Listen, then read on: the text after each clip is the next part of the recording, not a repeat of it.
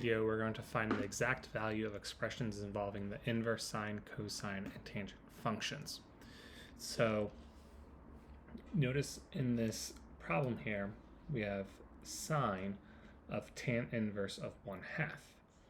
And so we have to remember that when we see inverse trig, the inverse trig is telling us an angle measure. So I can call that theta. So tan inverse of 1/2 is an angle measure.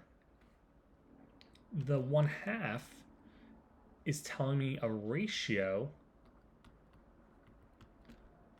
of sides of the triangle. So with all of these problems, we're going to first start by drawing what this angle would be, what this triangle would be based on this angle measure. So it tells us that tan inverse is 1/2. So tan inverse of 1/2 will put us into the first quadrant. So here is my right triangle in quad 1.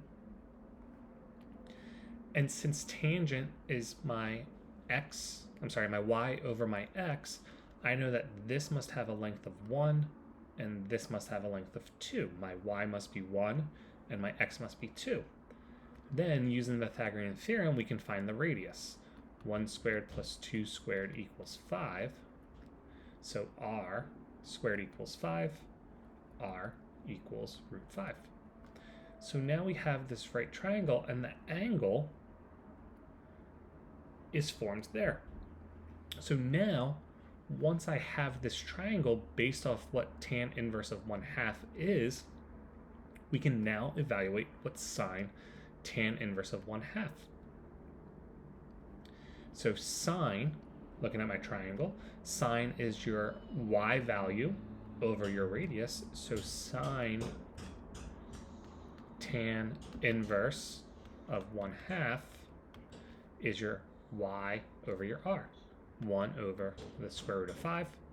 And if you rationalize it, root 5 over 5. So with all of these, we're going to use the inverse trig function to first draw our triangle, then use that triangle to evaluate the outside trig function.